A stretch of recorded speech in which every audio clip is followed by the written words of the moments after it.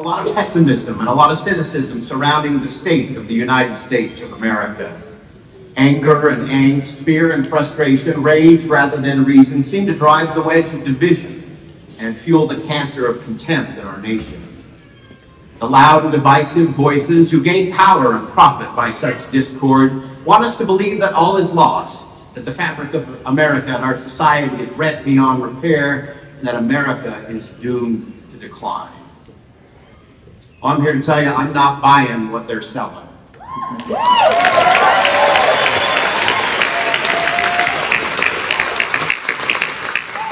And neither should you. We are not that divided. Separated maybe, self-separated, but not divided. And to anyone who is bought into such a negative narrative and narrow view of this nation, I have a challenge for you tonight. It's a triple dog dare. I triple dog dare you to come to Provo, Utah during the Freedom Festival.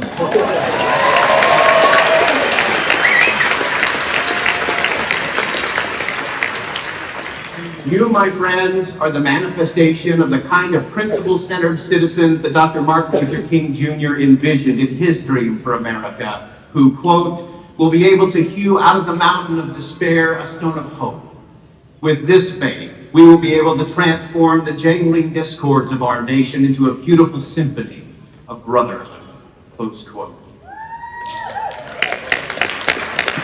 I get a little pessimistic about the politics in this country, but I have never been more bullish about the future of America. Because of people like you and communities like this, the future is bright. Remember, my friends, the power of community and the principles found in culture have led and must always lead this nation. Principles and the people who lived them founded America and ignited the spark that lit the lamp of freedom. Principles and the people who live them today continue to fan that flame and hold it high, because the future is bright and will be every bit as bright as our beginning as a nation. Tonight, I hope you will listen well to the whispers that you can hear from Philadelphia to Provo and beyond, and recognize the powerful, uniting, and uplifting principles that call us from our dark places of self-separation and our contemptuous isolation into the light-filled spaces of civic charity, human dignity, and our shared divinity. In 1957, David O. McKay, president of the Church of Jesus Christ of Latter-day Saints, stood here at BYU and introduced renowned Hollywood producer Cecil B. DeMille as the commencement speaker. He quoted Scotsman Thomas Carlyle in a way worthy of the speaker you will hear tonight. Great men taken up in any way are profitable company, Carlyle declared. We cannot look, however imperfectly, upon a great man without gaining something by him. He is the living light fountain, which it is good and pleasant to be near, a flowing light fountain of heroic nobleness, in whose radiance all souls feel that it is well with them. Elder Matthew S. Holland is just such a man, and truly just such a light fountain for our time. He was sustained as a General Authority 70 of the Church of Jesus Christ on April 4th, 2020. He is currently serving as the Executive Director of the Church Communication Department. His academic honors, accolades, and impact span Hebrew University of Jerusalem, Brigham Young University, Duke, Princeton, and Oxford. His decade at the helm of Utah Valley University as its president proved transformational for the institution and for the community.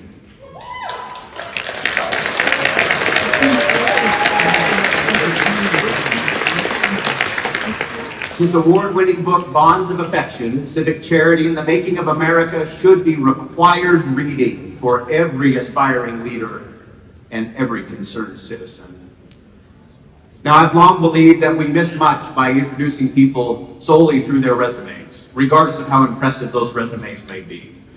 I'm convinced that people should be introduced through the principles that propel their resume, more accurately portray their influence, and better illuminate their impact. Now, there's no separating Elder Matthew Holland, the man, from his passion for and commitment to the principles of faith, freedom, of family.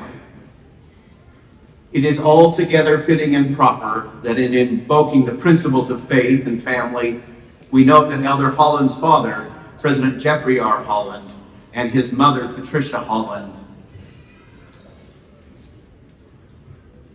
both taught profound principles from this podium. Their words and witness still echo in this building and in the hearts of millions around the world. And I am quite certain that on a night like tonight, Patricia Holland is leaning in from her heavenly perch to guide Elder Matthew Holland's patriotic message, and in her typical fashion, punctuate it with her angelic but forceful amen. I suggest you listen for it tonight. President Jeffrey R. Holland once shared with me his view regarding his son's connection to faith, family, and freedom, saying, quote, "I'm not sure where Matt's love for America and its latter-day errand into the wilderness began, but it may have begun before he was born. Perhaps he was like one of his early American heroes, John Winthrop, who loved the New World before he ever saw it." Waiting on the deck of the Arabella off the coast of New England, Winthrop wrote his famous sermon, A Model of Christian Charity, outlining what God expected of this little band of Puritans who were to build a city set upon a hill that would have the eyes of all people upon it. Close quote. Well, Winthrop's A Model of Christian Charity and Elder Matthew Holland's book, Bonds of Affection, I believe should be a companion set. And I actually believe that both the books and the men will be bound forever in the chronicles of freedom's inspiring flight. Let me conclude this introduction with what Winthrop himself wrote as a clarion call and transformational challenge to his people. In a flurry of principles and a crescendo of character traits I have personally seen in Elder Matthew Holland, Winthrop declared, "We must be knit together in this work as one. We must entertain each other in affection. We must uphold a familiar commerce together in meekness, gentleness, patience, and liberality. We must delight in each other, make others' conditions our own, rejoice together, mourn together, labor and suffer together. So shall we keep our unity in the bonds of peace." Elder Matthew Holland clearly believes that such principles should power the way people live their faith, bless their families, and contribute to the cause of freedom in their communities.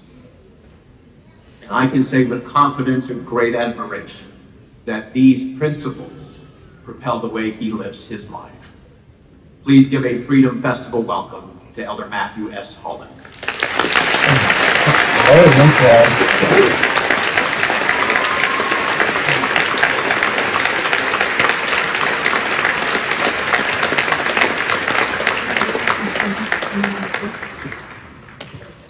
What an honor to be here tonight amidst such distinguished guests, talented performers, and exemplary honorees. And joy, what a performance. I decided, I think you should give my next General Conference talk. You want to know something?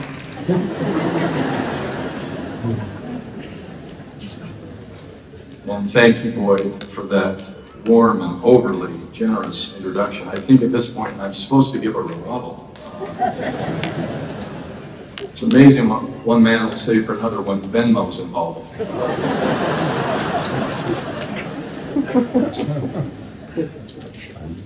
America has been a subject of study and admiration since I was young. And the man sitting behind me has had a lot to do with that. As a busy graduate student at an Ivy League institution, only able to work part-time, the most my father could afford for his family at the time was a small apartment in a tough part of town with a cupboard filled with primarily two items: instant milk and mac and cheese. Here's a picture of the two of us in those days. Some have remarked that this appears to be a somewhat slimmer and grimmer version of the President Holland everyone knows and loves. All I can say to that is, you'd be slim and grim too if you only had mac and cheese. In any case, amid this threadbare existence, somehow, just somehow, he found the money to buy me a set of books, Steppa books, dedicated to key figures from early American history. My clear early favorite was Meet Thomas Jefferson. I still have the book. Talk about threadbare. with a spine worn and broken early on from repeated readings. Yellowed filament tape still holds it together. To this day, I don't know how he paid for the books, but I'll be forever grateful to him for that sacrifice, and so many others that have blessed my life and the lives of so very many others. He's my greatest living hero and best friend. Would you join me in a point of personal privilege in publicly thanking him for all that he's done for this community and so many of us in the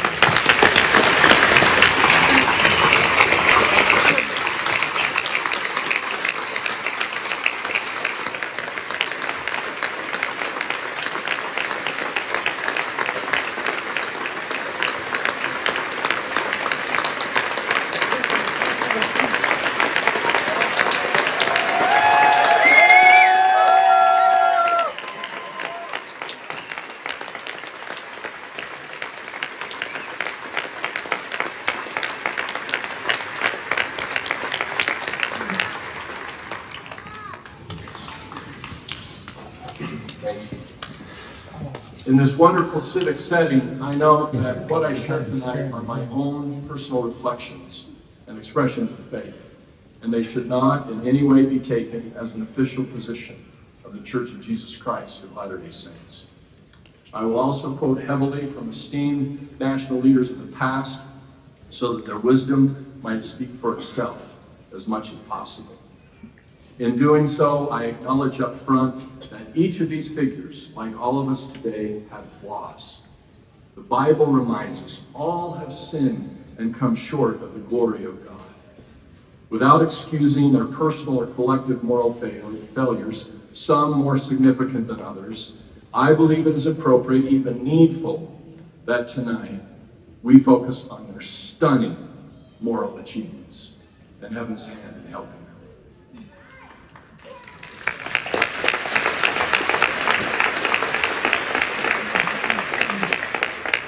The best place to start may be the event that made the holiday we're about to celebrate so special.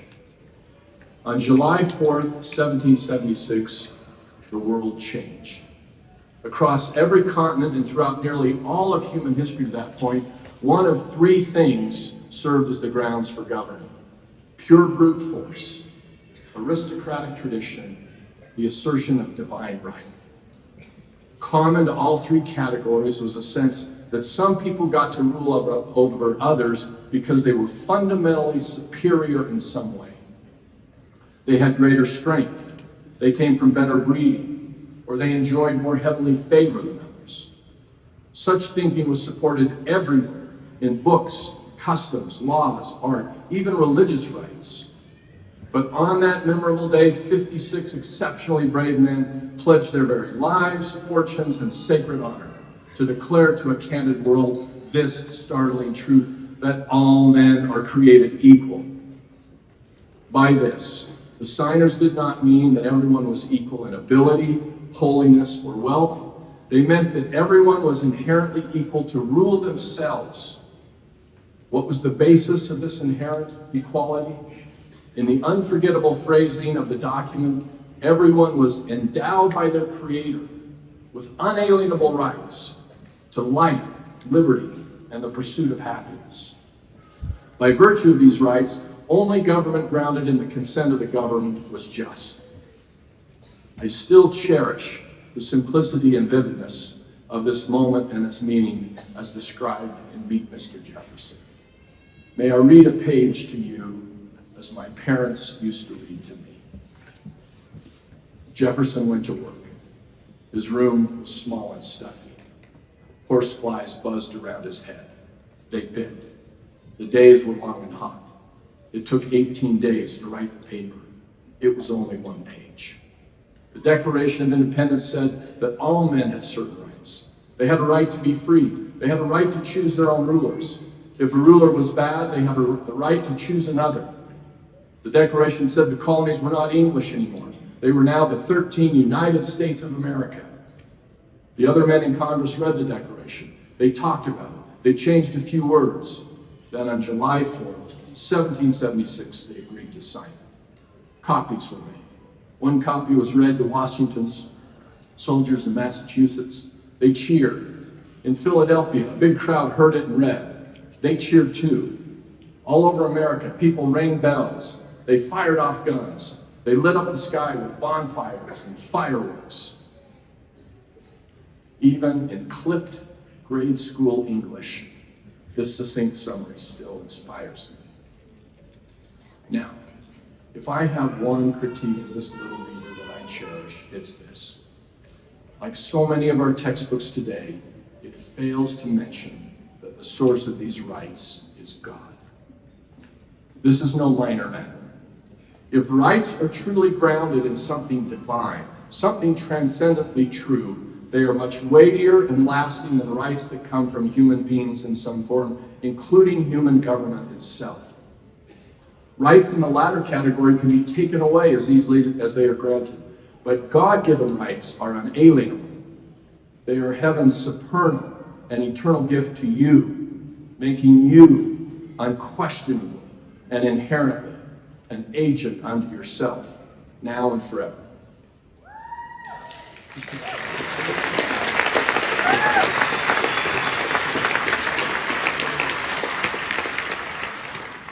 The conviction of these brave signers that they were fighting to establish God-given rights also gave them a sense that what they were doing was something of global, even universal significance, something for all of God's children.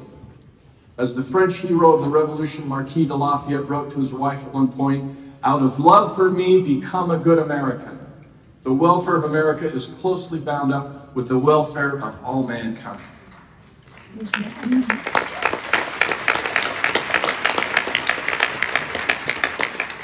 For Latter-day Saints, the 98th section of the Doctrine and Covenants concurs, affirming that America's central principle of freedom belongs to all mankind. Finally, this distinction also fashioned for them a, quote, firm reliance on the protection of divine providence, to quote from the last line of the Declaration. The work of establishing God-given rights, they believed would bring forth the protecting powers of God himself. So, like the ancient inhabitants of Jerusalem, they were not afraid nor dismayed by reason of the great multitude arrayed against them, for they saw that the battle was not theirs, but God's. If we had time tonight, we could recount multiple instances where it appeared that nothing short of the hand of God interceded in the affairs of man to rescue and advance the revolutionary cause.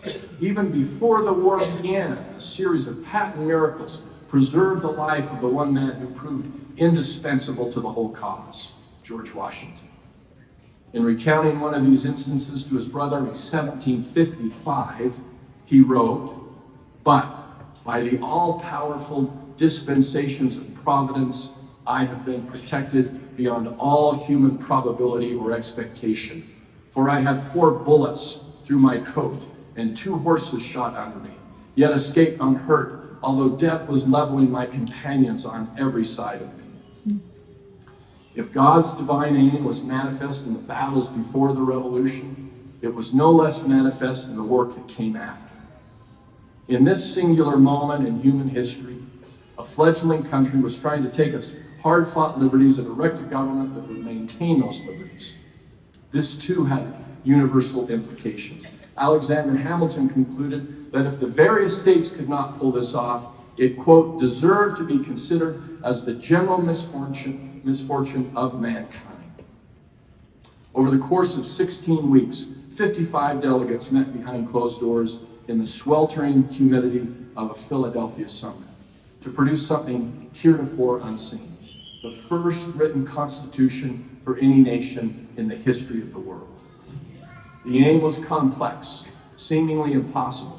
Establish a framework for government that honored the rights of individuals and the different approaches of the states, while at the same time establishing economic coordination, internal order, and external safety for the whole nation, situated in a dangerous and dynamic world.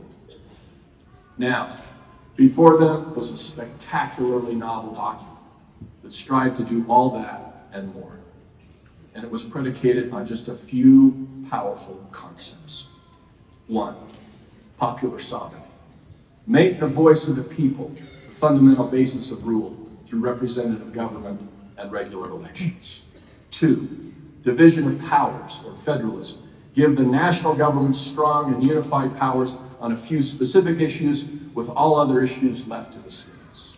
3, separation of powers. Separate legislative, executive, and judicial functions and give them checks and balances to foster cooperation but avoid tyrannical consolidation. 4, the rule of law. Ensure all individuals and institutions would be subject to well-defined, publicly pronounced laws rather than the arbitrary will of an individual. And 5, a Bill of Rights, which was added later. Enshrine a few essential individual rights and limits on government, like freedom of speech, religion, and the press. A century or so after ratification, William Gladstone, one of the most consequential prime ministers in all of British history, would say that the United States Constitution was the most wonderful work ever struck off at a given time by the hand and purpose of man. This is a remarkable and worthy compliment. But James Madison, who was there and was responsible for advancing some of the most important aspects of the Constitution, chalks up this monumental accomplishment to something more than the hand and purpose of man. As Madison would later say in Federalist 37, the real wonder is that so many difficulties should have been surmounted, and surmounted with a unanimity almost as unprecedented as it must have been unexpected. It is impossible for any man of candor to reflect on this circumstance without partaking of the astonishment. It is impossible for the man of pious reflection not to perceive in it a finger of that almighty hand which has been so frequently and signally extended to our relief in the critical stages of the revolution. George Washington, who was also present, put it this way in the nation's first presidential inaugural, declaring, "No people can be bound to acknowledge and adore the invisible hand which conducts the affairs of men more than the people of the United States. Every step by which they have advanced the character of an independent nation seems to have been distinguished by some token of providential agency." What we have in America today is a hallowed inheritance, a multi-generational blessing from the hand of God himself that has provided an escape from the all too common conditions of the human experience, namely tyranny on one hand and anarchy on the other. Instead, what we have received, though it's not without its failings, is a condition of ordered freedom that has unleashed unparalleled advances in human creativity, economic prosperity, and religious liberty. The question is, paraphrasing Benjamin Franklin, can we keep it? The gracious providence of the past is no ironclad guarantee for political prosperity in the future. In his first inaugural, George Washington soberly warned that we ought to be no less persuaded that the propitious smiles of heaven can never be expected on a nation that disregards the eternal rules of order and right which heaven itself has ordained. Today, there is a palpable sense of apprehension creeping through our communities, like a gathering storm. Many feel disheartened, watching trust in institutions erode and uncertainty loom like a persistent shadow over our nation's future. More than any other time in my lifetime, the question seems to be getting asked, have we lost our way? Well, wherever we are, it's clear to me that we need heaven's help.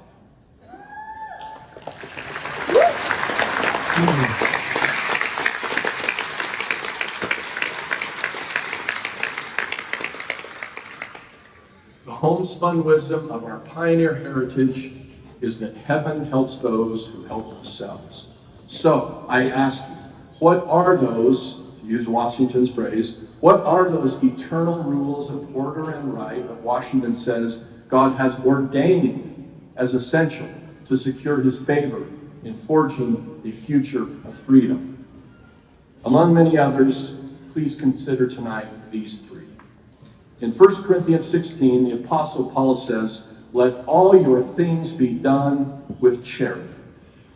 Different from its current connotation of simple almsgiving, charity in the Bible refers to the highest and holiest form of love of God and man. Therefore, Paul's injunction that all things should be done in charity establishes that even our political life, we must seek to love God with all of our heart and love our neighbor and even our enemies as ourselves. Please bring me with me whatever I do. More Venmos are coming. I sense that. The first person really to understand this and teach it in the context of the development of this country was John Winthrop, the first governor of the Massachusetts Bay Colony, that Boyd has already so beautifully quoted today. There were some problems with his puritanical perspective, but he did place at the very headwaters of our political cultural tradition a sense that bonds of affection inspired by the love of God and man amongst the citizenry helped make a polity strong and happy. 2 centuries later, Thomas Jefferson, whatever other shortcomings he had, concluded something similar. In 1800, our country was embroiled in one of the most bruising presidential elections in our history. Two radically different parties had developed among the founding generation. John Adams and the Federalists were deeply split, with Thomas Jefferson and the Republicans on foreign policy, domestic policy, and the public role of religion. Each side saw in the other a repudiation of all they had fought for and created. Things between Jefferson and Adams got personal and ugly. Their very deep and productive friendship ruptured. They stopped talking to each other. Jefferson won that contest, barely. But in going through it, he saw that something needed to change. So when he stood up for that first inaugural of his, he did something quite unexpected. Rather than take this moment to celebrate the ascendancy of his views over those of his partisan opponents, he said this: "Let us then, fellow citizens, unite with one heart and one mind. Let us restore to social intercourse that harmony and affection without which liberty and even life are but dreary things." For the primary author of the Declaration of Independence, this is a most remarkable statement.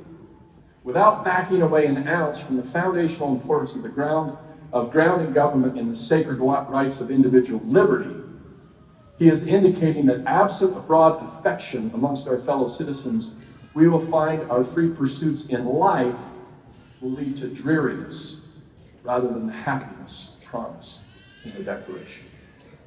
So, where did Jefferson look for a resource to restore some degree of harmony and affection so needful among the battling parties of his day? As he says later in the address, the chief resource was religion, professed indeed and practiced in various forms, yet all of them inculcating honesty, truth, temperance, gratitude, and the love of man, acknowledging and adoring and overruling providence. In short, his answer is civic charity, broadly shared ideas of Christian love, artfully refashioned into a guiding public principle for all. The issues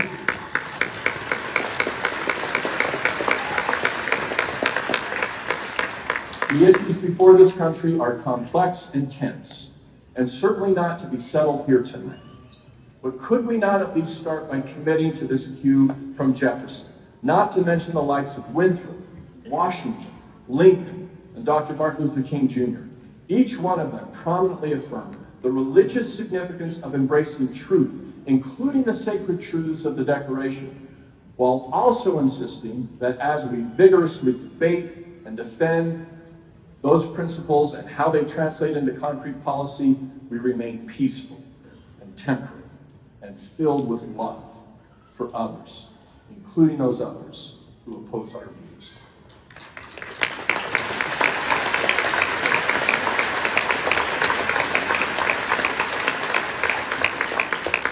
By the way, while Jefferson's approach in 1800 did not solve all problems or eliminate all tensions, it did carry the day in sufficiently reuniting the country for what proved decades of sound and functional rule.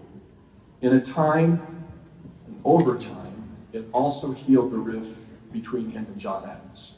They ultimately resumed a warm and lively correspondence for years that remains one of the most literary and inspiring exchanges about friendship and good government you will ever read. Surely the willingness of these two titans to practice the true spirit of Christian forgiveness and love toward one another plays into a not so little wink from heaven at the end of their lives. On July 4th, 1826, the 50th anniversary of the Declaration of Independence, John Adams lay on his deathbed at the age of 90. As the country made exceptional efforts to celebrate this milestone Independence Day, he passed away. His very last words were, "Thomas Jefferson still survives." But he was wrong. Jefferson had died 5 hours earlier at Monticello at the age of 83.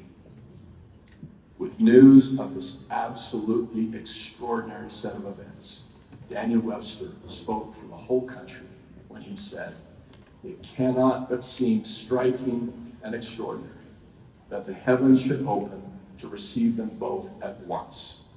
As their lives themselves were the gifts of providence, who is not willing to recognize in their happy termination, as well as in their long continuance, proofs that our country and its benefactors are the objects of God's care?" This whole episode also suggests that in addition to practicing charity in the civic realm, we should also practice hope. The election before us is neither the first nor worst moment of deep political division this country has experienced. Almost every era has weathered its own threatening divide. Yet again and again, we have emerged resilient and unified enough, even in the face of uncertainty. We have reason today to take hope from the indomitable spirit that has guided this country in all previous generations. A few years ago, President Dallin H. Oaks was invited to give a major public lecture as part of UVU's new Center for Constitutional Studies. In that address, titled "Hope for the Years Ahead," he offered other reasons for us to be nationally optimistic when even at that time, he saw deeply troubling trends threatening several of our key constitutional freedoms, especially religious freedom. Among other things, he taught that it's not uncommon that calamities can strengthen instead of destroy. Taking cues from history and the insights of one of the world's great pioneering sociologists, President Oaks reminded us that major social events viewed as calamities can set in motion movements that produce exactly the opposite of the expected result. Consider the rich religious and intellectual flowering that followed the dark years of Inquisition and control centuries ago. More recently, think of the huge economic industrial boom that came out of the twin disasters of World War and economic depression. In these tense times, rather than just hope to weather what is ahead, it's not unreasonable to hope that the current events may awaken the nation to a healthier political, economic, and social set of practices.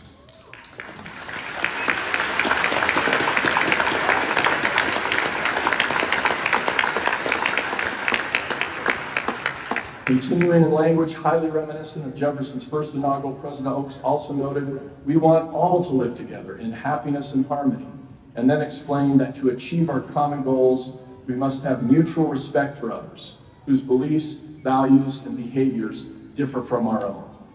This does not expect that we will deny or abandon our differences, but that we will learn to live with others who do not share it. What gave President Oaks hope in 2014 and has continued since is evidence at both the state and federal level we are doing just that, finding paths forward for mutual understanding and accommodation that make it possible to live together while holding fundamentally competing visions of how to live. In laying out his hope, President Oaks declared, "I am not an unrealistic dreamer. I believe that in time, with patience and goodwill, contending constitutional rights and conflicting personal values can be brought into mutually respectful accommodation." I share this same hope, and I recommend it to you tonight. I also witness that the greatest source of hope for the future of this country is neither our past nor present national successes in meeting the demands of the moment. Our greatest source of hope is God Himself. Hope is both a heavenly gift to and a human duty of those who believe in Him.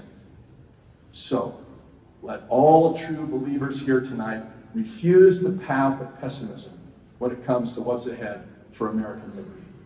Instead,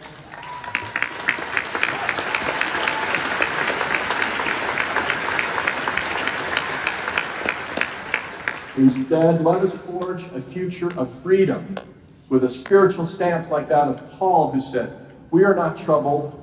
We are troubled on every side, yet not distressed. We are perplexed, but not in despair. Persecuted, but not forsaken. Cast down, but not destroyed.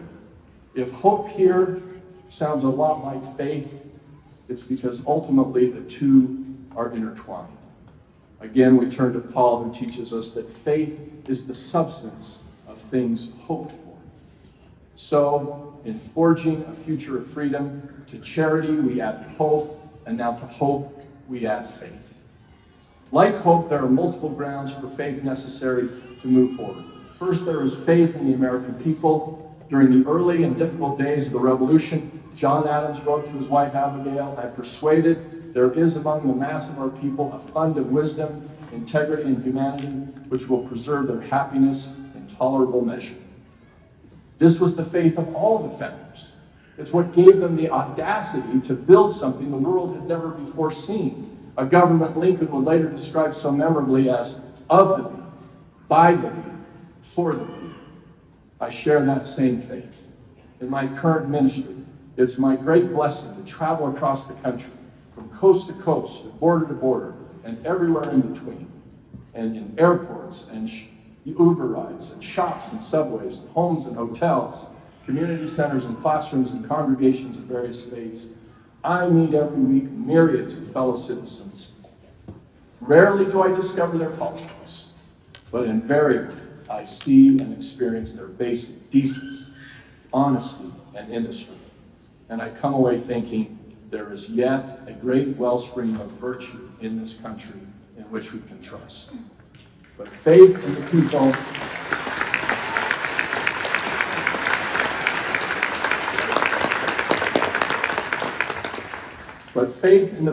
can be, at best, a partial faith. I believe a majority of Americans are still basically good, but none are perfect. That's why democracy alone is an insufficient approach. Power still needs to be divided and checked and balanced with constitutional rigor. Most happily, our Constitution is ingenious, designed by men of native brilliance and godly inspiration, and thus it may serve as another source of faith. However bleak things may look to some tonight, we must not give up on that document and the other historical, religious, and philosophical documents that help us understand its purpose, operation, and utility.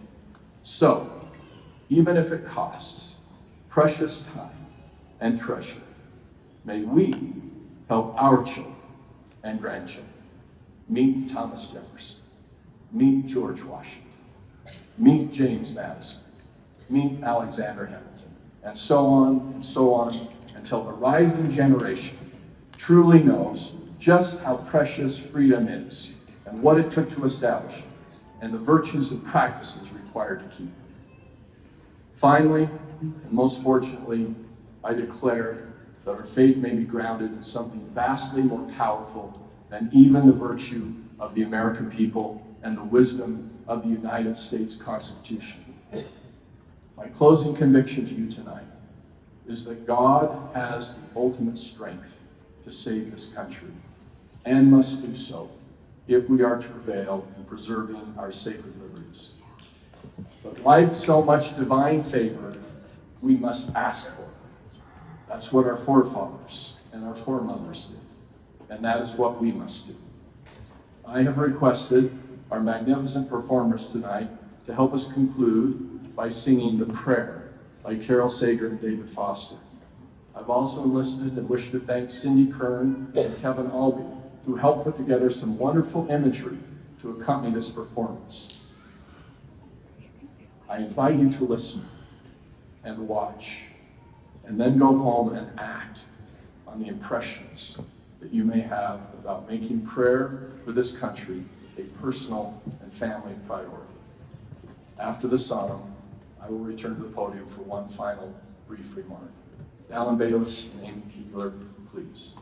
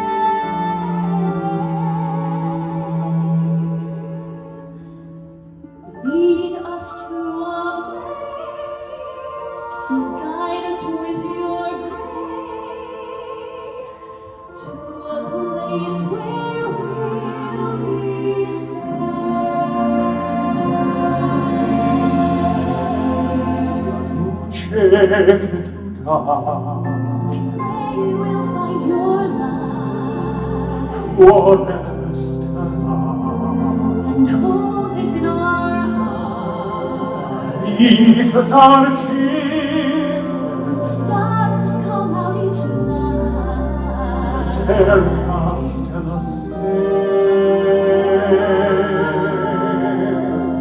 Nella mia preghiera, let this be our prayer. Quanta felicità. Lead us to a place, guide us with your grace, give us faith so we'll be saved. Sogniamo il mondo senza più violenza, un mondo di giustizia e di speranza.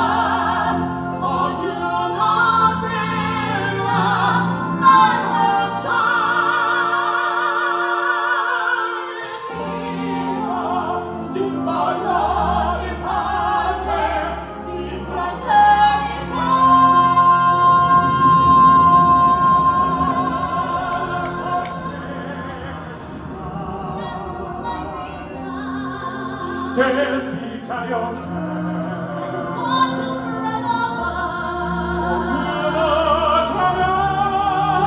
be so we'll find another soul to love.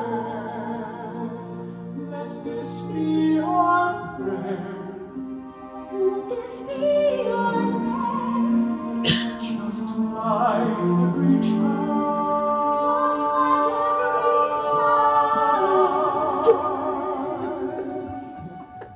Needs to find a place, guide us with your grace, give us faith so we'll be saved. Never fear the pain, I am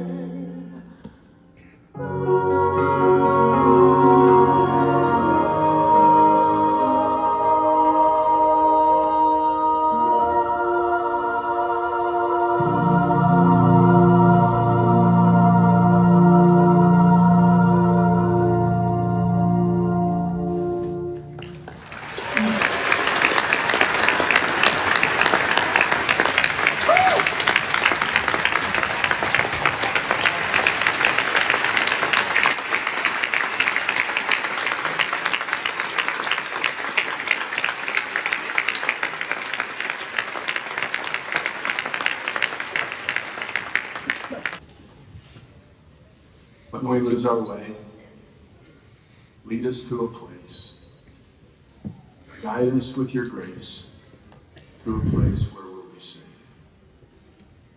This has been our answered prayer before, and it can still be our answered prayer today. But it requires faith. Please hear one final testimony from someone who had such a faith. On February 11th, 1861, Abraham Lincoln was leaving the safety and serenity of the Springfield, Illinois he had come to love so much. He was departing for Washington, D.C. to assume his role as the 16th president. Based solely on his election, 7 states had already seceded from the Union. 4 more shortly would. It was then, and remains today, the nation's darkest hour. Far darker than anything we face today. And here's what he said.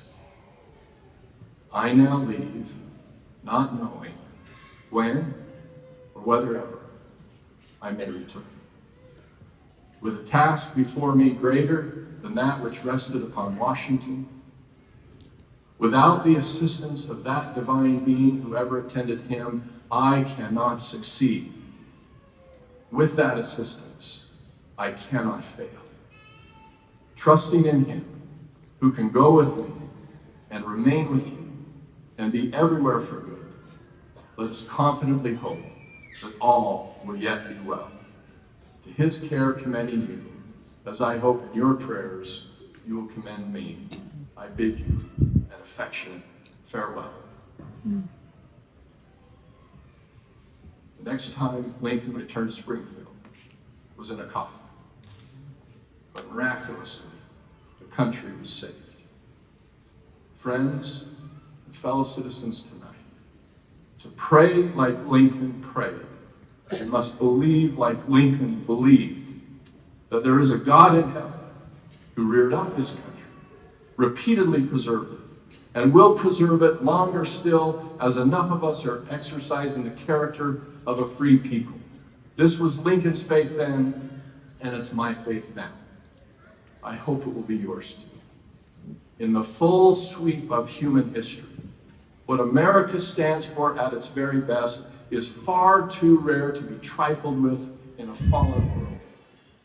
With this country, there is entrusted to each generation a sacred charge to cherish the hallowed inheritance of our liberties and steward those liberties for all generations to come. For some, like Lincoln and other fallen heroes honored here tonight, this may require the last full measure of devotion, even death itself. For the rest of us, so bountifully blessed to live, it requires honoring those eternal rules of order and right which heaven itself has ordained for our providential care and keeping.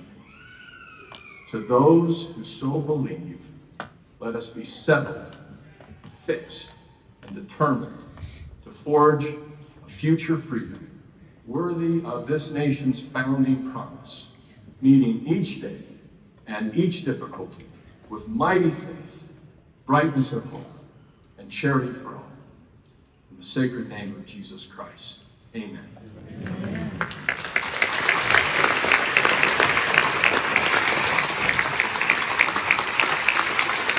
That was great, huh?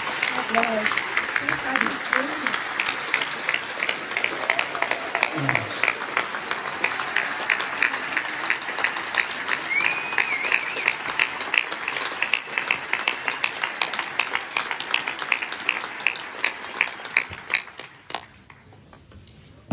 Dear Lord, dear God, dear Father, we gather our hearts today, united in hope and love for our nation. We ask for your wisdom to guide our leaders, that they may govern with integrity and compassion, Lord. Help us as a people, as a nation, to see beyond our differences, to embrace each other, to love one another with understanding and with kindness. Fill us with your spirit, with the spirit of unity, so we can work together to build a future that reflects your justice and your peace. In times of struggle, be our strength. In moments of division, be our bridge. And when we lose our way, light our path with your love. As Psalm 33:12 says, blessed is the nation whose God is the Lord, the people he chose for his inheritance. May we be worthy of your blessings, striving always to honor you, your name, in everything that we do. We dream of a nation where every soul is valued. We dream of a nation where every voice is heard and every heart is free. With your grace, help us to make this dream a reality. Let us be the change we wish to see, inspired by your everlasting hope. We ask this in Jesus' name. Amen. Miss me. What did you say?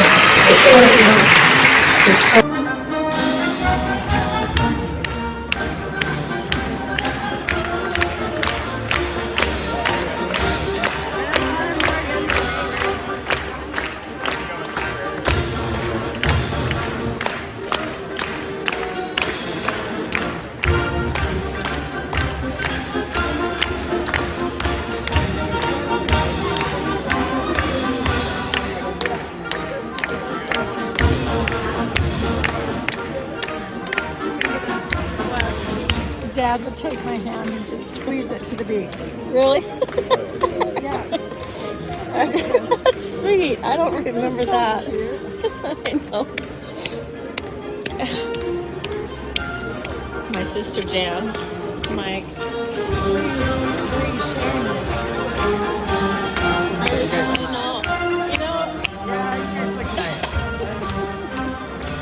There are people from the UK and other places to say we just feel kind of left out. So we're kind of just doing it for them this time. And I always feel like I just feel like, you know, every time I've missed it, I felt left out because we've come to the Freedom Festival for so many years. And when we moved out of state, it just wasn't anything like it. I know.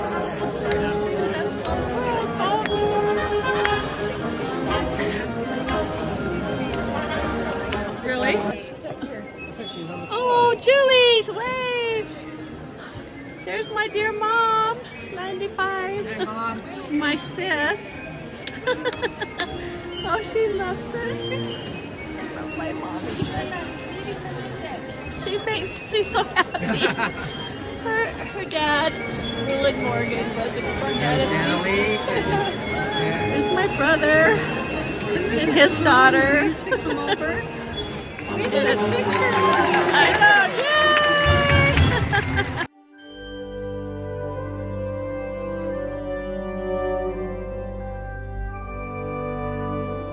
They're gonna call me Jan.